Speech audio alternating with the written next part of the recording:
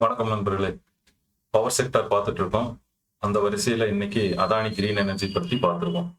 இந்த வீடியோவில் fundamental analysis, relative valuation, technical analysis, quarterly estimate versus actuals, financial ratio analysis and மற்ற எல்லா டீட்டெயிலும் விரிவாக பார்த்துருவோம். வாங்க வீடியோக்குள்ளே போவோம். கடைசி வரைக்கும் ஸ்கிப் பண்ணாமல் பாருங்கள். மார்க்கெட் கேப் 1,57,474 கோடி, ஃபேஸ் வேல்யூ 10 ரூபா, டிவிடெண்ட் எதுவும் கொடுக்கறது இல்லை. 52 வீக் ஹை 1,178 ரூபா. 52 வீக் ஹையில இருந்து 18% டவுன்ல ட்ரேட் ஆயிட்டு இருக்குது. 52 வீக் லோ 758 ரூபா. ஸோ இப்போ கரண்ட் பிரைஸுக்கும் 52 வீக் லோவுக்கும் 28% டிஃபரன்ஸ் இருக்கு. தட் மீன்ஸ் லோவில் இருந்து 28% அதிகமா ட்ரேட் ஆயிட்டு இருக்கு. Industry PE share PE compare பண்ணும்போது இண்டஸ்ட்ரி பிஇ விட ஷேர் பிஇ அதிகமா இருக்குது, 327%. அடுத்து ப்ரொமோட்டர் ஹோல்டிங் பேட்டர்ன். ப்ரொமோட்டர் 62% வச்சிருக்காங்க, பிளட்ஜ் எதுவும் கிடையாது. Foreign institutional investor 11% holding, domestic institutional investor 4% holding and public 22% holding வச்சிருக்காங்க. டாப் லைன் growth பார்த்துருவோம்.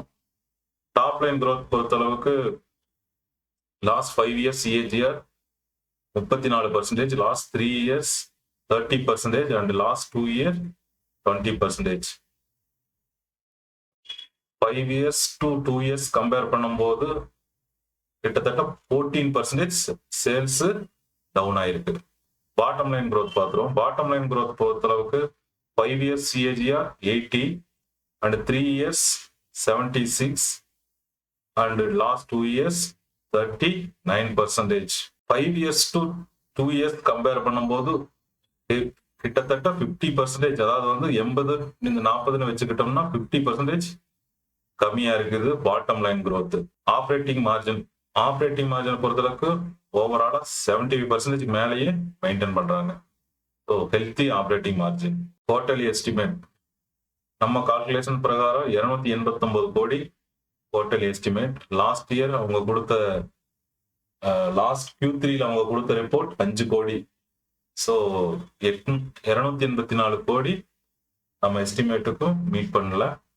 பர்சன்டேஜ் பார்த்துக்குங்க எவ்வளவு கம்மியா இருக்குன்னு. நெக்ஸ்ட் ரிலேட்டிவ் வேல்யூவேஷன் பார்த்துரும். ரிலேட்டிவ் வேல்யூவேஷனை பொறுத்தளவுக்கு NTPC, power grid, NLC India and NHPC இந்த 4 கம்பெனியோட கம்பேர் பண்ண போறோம். பிஇ மீடியன் பிஇ 37, இவங்களது 112 பிஇ. ஸோ மீடியன் விட பல மடங்கு அதிகமா இருக்குது பிஇ. அடுத்தது பிரைஸ் டு புக் மீடியன் 4, இவங்க 13 இருக்கு, 13x price to book. And டெப்ட் டு ஈக்விட்டி மீடியன் 2, நீங்க பாத்தீங்கன்னா அப்படியே சொன்ன மாதிரியே டெப்ட் வந்து 6.6, கடன் அதிகமா உள்ள கம்பெனி இது. மீடியன் 2 தான், 2 விட 4 மடங்கு அதிகமா இருக்கு. அடுத்தது எபிட்டா மார்ஜின் 65. இங்க எபிட்டா மார்ஜின் இங்க இருக்கிற 4 கம்பெனி கம்பேர் பண்ணும்போது எபிட்டா மார்ஜின் இவங்களுக்கு தான் highest EBITDA margin 91%. And net profit margin 23, இவங்க மெயின்டைன் பண்றது 21%. ஸோ எபிட்டா மார்ஜின் 91 இருக்கும்போது நெட் ப்ராஃபிட் மார்ஜின் வெறும் 21 தான் இருக்குது. காரணம் அதிகமா கடன் வாங்குறதுனால இன்ட்ரெஸ்ட்டுக்கே அதிகமா போயிருது. ஸோ அதனாலதான் நெட் ப்ராஃபிட் இங்க கம்மியாகுது. அடுத்தது ரிட்டர்ன் ஆன் ஈக்விட்டி மீடியன் 14, இவங்க வச்சுக்கிறது 19. அடுத்தது return on capital employed median 11, இவங்களுக்கு வெறும் நியர்பை 10 வச்சிருக்காங்க.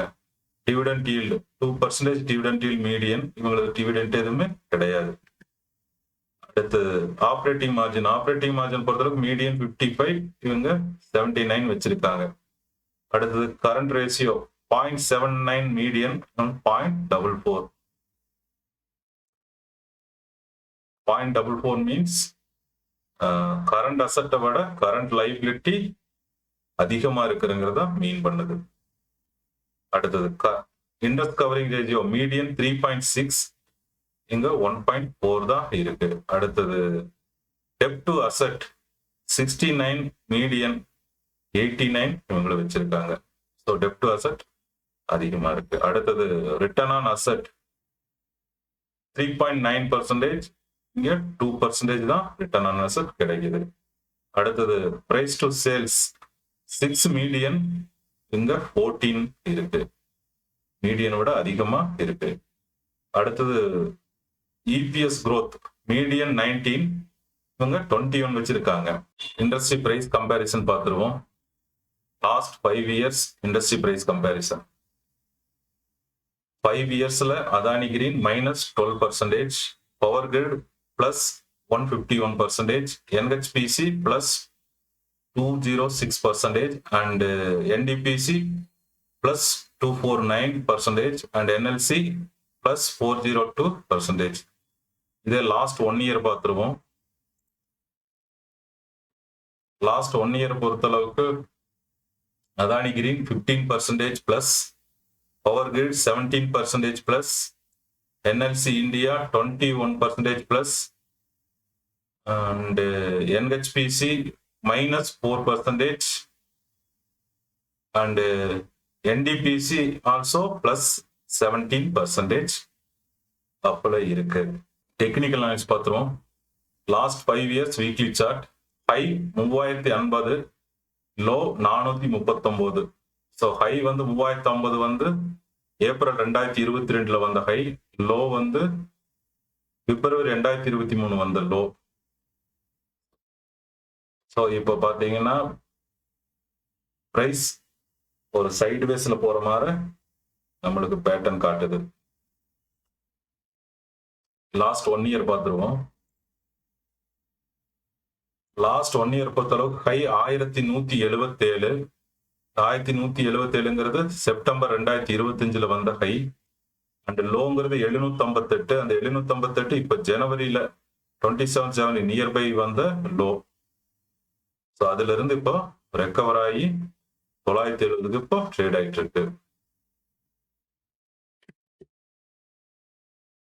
ரேஷியோ அனலைஸ் பார்த்துருவோம். ரேஷியோ அனலைஸ் பொறுத்தளவுக்கு EBITDA margin 91, net profit margin 21, return on equity 19, return on capital employed 9, dept to equity 6.6. So இந்த செக்டர்லயே, பவர் செக்டர்லயே அதிகமாக கடன் வச்சுக்கிறது இந்த கம்பெனி தான். அடுத்தது current ratio 0.44, interest covering ratio 1.4, டெப்ட் to asset 89, return on asset 2, price to sales 14x, price to book 13x, book value 75 rupees, and enterprise value to EBITDA 22x, nearby 23x, PEGI ratio 1.4, and PAG ratio also 1.4. dividend கொடுக்காதனால PEGI ratio 1.4. So ஓவராலா ratio analyse பொறுத்தளவுக்கு out of 10 ஸ்கோருக்கு 3 தான் capture ஆயிருக்கு. இந்த 3யும் EBITDA margin, net profit margin and ROE, இந்த 3ம் cover ஆகிறது தான் இங்க ஸ்கோர் ரிஃப்ளெக்ட் ஆகுது. அடுத்து ஐவி அண்ட் ஐஎம்பி பார்த்துருவோம்.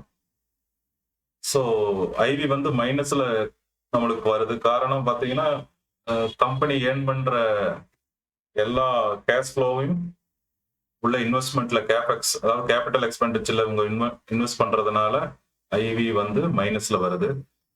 So IMP 871. ஸோ இங்க நம்ம ரெண்டையும் கூட்ட போறது இல்லை, வெறும் ஐஎம்பியை தான் நம்ம ஆவரேஜ் தான் எடுத்துக்க போறோம். இந்த ஐவி மைனஸ்ல வர்றதுனால இதையே நாம கால்குலேஷனுக்கு எடுத்துக்க போறது இல்லை. ஸோ 871 ரூபா ஆவரேஜ் ஐவின்னு எடுத்துக்கிட்டோம்னா அதுல இருந்து 9% மார்ஜின் ஆஃப் சேஃப்டி கிடைச்சா நம்மளுக்கு கிடைக்கிற பையிங் பிரைஸ் 793 ரூபா.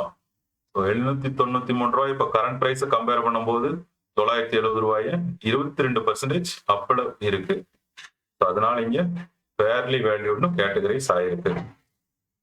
5 இயர்ஸ் பிரைஸ் ஹிஸ்டரி பார்த்துருவோம்.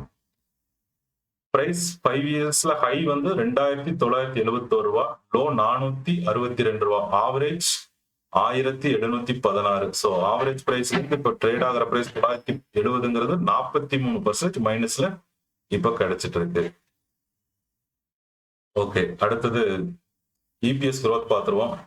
Average 5 years EPS 7.11, current EPS 8.61. So 21% EPS growth இருக்கு. Next PE growth 5 years average CGR 122, இப்ப இருக்கிறது 112. So 8% average பிஇ விட கரண்ட் பிஇ கம்மியா இருக்குது. இதே இண்டஸ்ட்ரி பிஇ கம்பேர் பண்ணும்போது இண்டஸ்ட்ரி பிஇ விட ஸ்டாக் பிஇ 327% அதிகமா ட்ரேட் ஆயிட்டு இருக்கு. Okay, thank you. உங்களுக்கு ஏதாவது சந்தேகம் இருந்தா கண்டிப்பா கமெண்ட் பண்ணுங்க, உங்களுக்கு நான் ரிப்ளை கொடுக்குறேன். தேங்க்யூ ஃபார் வாட்சிங். Please subscribe.